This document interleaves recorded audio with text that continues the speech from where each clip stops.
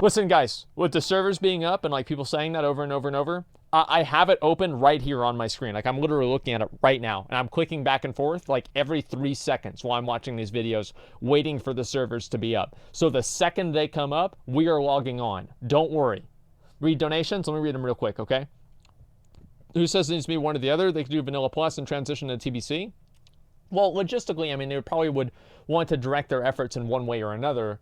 And yes, in a perfect world, yes, everything would happen and everything would be great and there would be no world hunger, etc. Right? But in the real world, we do have limited resources and, a certain amount of time that we can allocate to different projects. So yes, if Blizzard wanted to do both of them in a hypothetical world, I would say, great, let's do both of them. But if one has to take precedence over the other, I think that BC should take precedence over Classic Plus.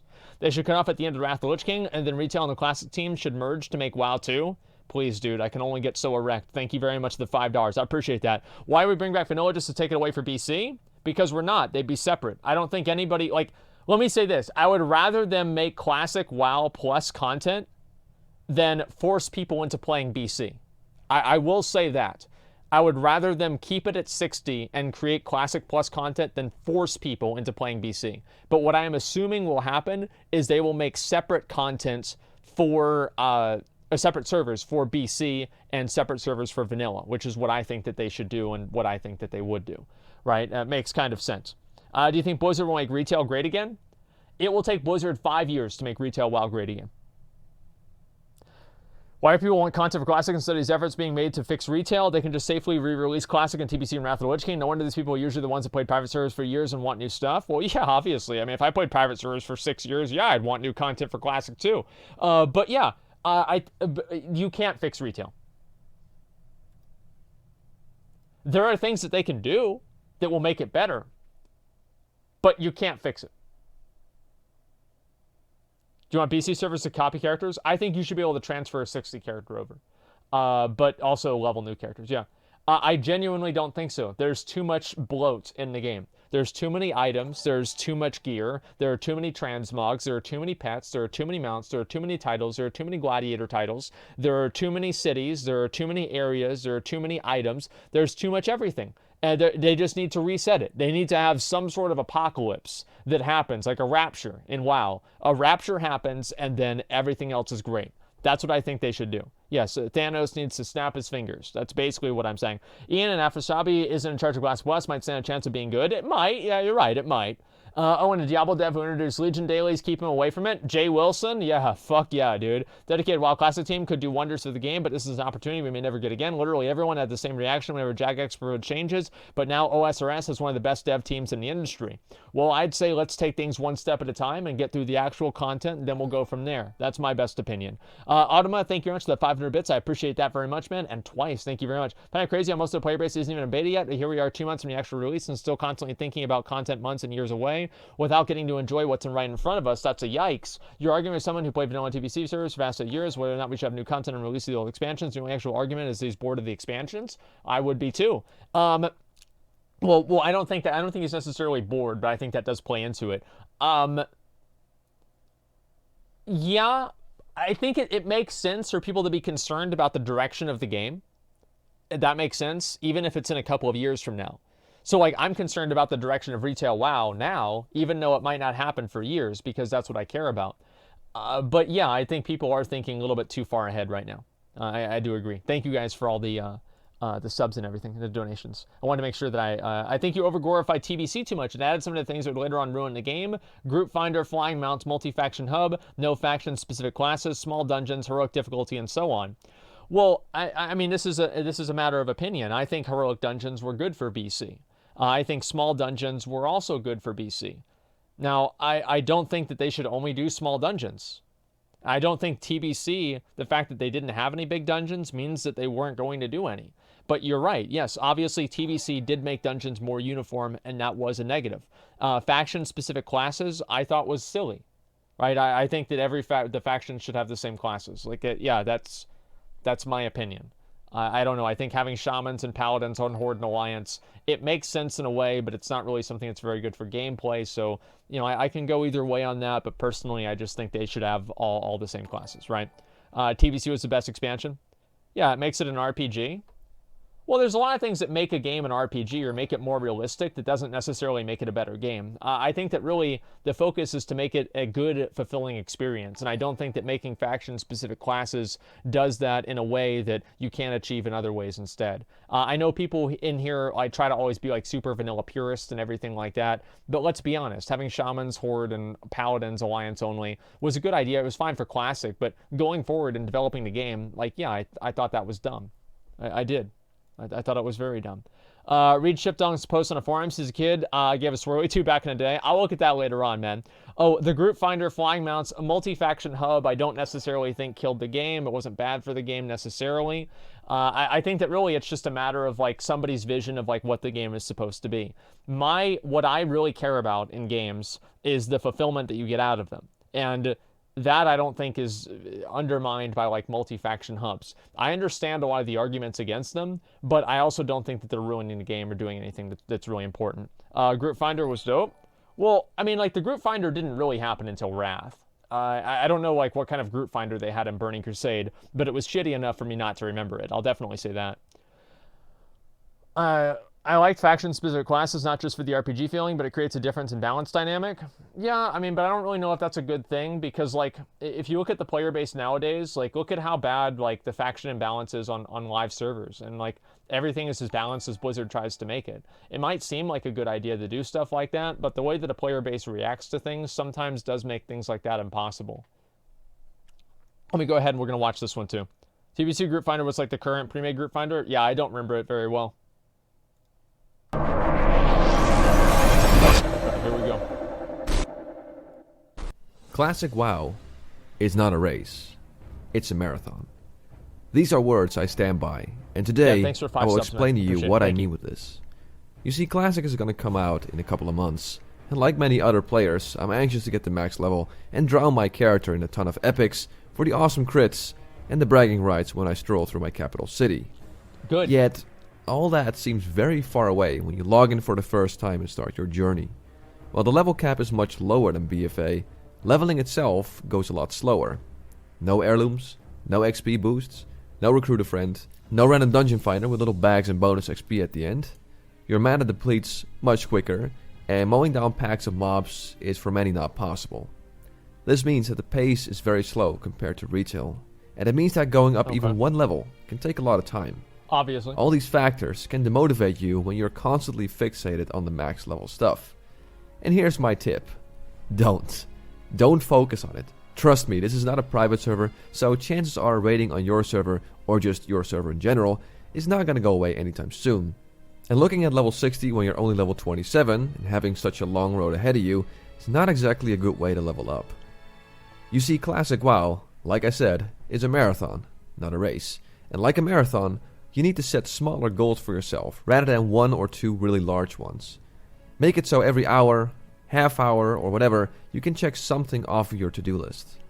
So, here's an example of how I would set up my own personal leveling journey, so to say. I didn't do any of this motherfucking bullshit, man. I log on, I get 60. I log on, I get 60. I think of one motherfucking thing. I don't even care about gear. Like, I play with somebody else and gear doesn't matter as much. I get 60. That was my one fucking goal. All my friends were in the town, leveling up their professions, talking with each other, having fucking fun. I wasn't having any fun because I was a warrior. I was level 36. I was dual wielding, and I had Mortal Strike, or I guess maybe a little bit higher level than that. But I was fucking terrible. And I sat there and I leveled all the way through because that was the only fucking thing that I wanted to do. That was the main focus that I had. Professions were a waste of my fucking time. I could buy the gear. Leveling up first aid was the only thing that I really cared about. And at that point, I would just eat food because then I could tab out and watch porn for 30 seconds while the food, like increased my health. I did not give a fuck about this. I was sprinting every goddamn day. That's the way I play games. And the many goals I try to set. So each time you get a little bit further, it might seem like you're still miles away from level cap, but you've once again marked something off your checklist. Right.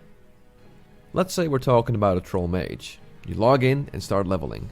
The first goal you can set for yourself is to get out of the starting zone. Alright, so you got to level 6 and you've done all the quests. So now what? Well, now you should head out and grab your first professions, like herbalism and alchemy, mining and blacksmithing, etc. Your next goal can be to get to level 10, because at level 10 you will get your first talent point. This would make me so mad because my mom played like this. Like, she would be herbing, and she'd be level 42. I'd be like, Mom, you're not 60. What the fuck are you doing? Oh, I'm having fun. Well, quit it, Mom. Speaking of that, actually remind me about that, about like my mom getting 60 after the video, okay? I have something to say about that. And you should be high enough level to head out to the crossroads, for instance. Once you've accomplished that, it's time for the next goal, level 13. Because level 13 is the minimum level that you need to enter your first ever dungeon, Ragefire Chasm. Once you've done that dungeon and the quests, you should have a chunk of experience under your belt and start making your way to level 17 or so. While leveling to level 17, you can pick up the Forgotten Pools quest at the crossroads. It's a question that will involve you eventually killing the bosses in the Wailing Caverns, which for most people will mean their first blue weapon, as both the staff and the sword are insanely good at lower level. That staff actually Once is you get really to level good. 17, it's time to actually do the Wailing Caverns depending on your class and get that cool weapon. How about this for a crazy challenge? See if you and your friends can actually make it to Westfall as Hordes and clear the dead mines. And if you're Lions, you can do the same with the Wailing Caverns. Next goal for you can be Shadowfen Keep, which for some people is doable at level 19, so again, that's only 2 levels away from the minimum level you needed to join the Wailing Caverns. I stopped doing dungeons. At like level 25, I stopped doing them. Here was the problem. Here was the problem with dungeons. Is that they would take too goddamn motherfucking long. Whereas, like, I don't want to have anybody slowing me down. I don't want to have anybody wasting my fucking time. I want to be going from point A to point B as fast as fucking possible. Okay, and like as soon as I realized that, I would maybe do a dungeon if I was in the area, and I would just quest. And if people made me sit around, I would fucking leave. Like, I was honestly, I was probably the most motivated person to like get 60 that there ever has been. Zoomer, you're goddamn right. Like, you think I want to sit around and waste my fucking time?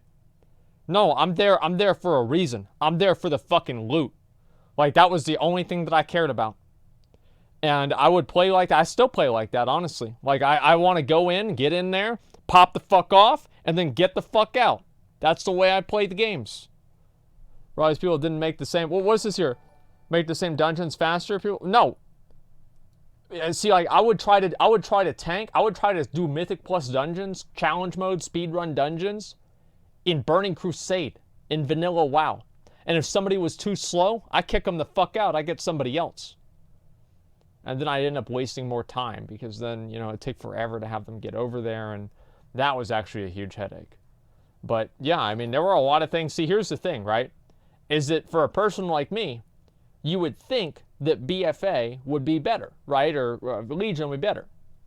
But truthfully, the ability to operate in a more open environment and make the decisions and choices on my own was more meaningful to me than just having a system that already reinforces what I already wanted to do. Because I like the idea of being able to do dead mines in 20 minutes, but now whenever it's part of the game, it's not as impressive and it's just like, it's weird. After that, the goal can be level 20, because for some classes you'll get your first speed bonus.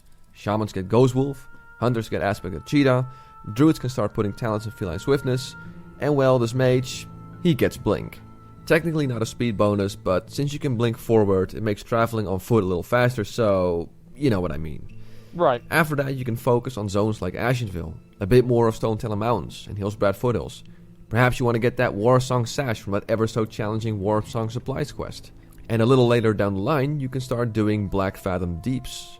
A few more levels later, and we can start doing stuff in Thousand Needles. Get a group together to do that escort quest at the Grim Totem place. Maybe after that, you can get a group going for Razorfin Crawl and try clearing that. Or you can get some people together to farm Scarlet Graveyard. A very short dungeon that knows 3 rare mobs that all drop some seriously good gear, like the items you see on the screen right now. True. These items will give you a major boost in your damage, so doing a couple of farm runs means that you might just get your hands on one of these. That, and by the time you get to level 30, most classes start unlocking some really cool abilities, so you have that to look forward to.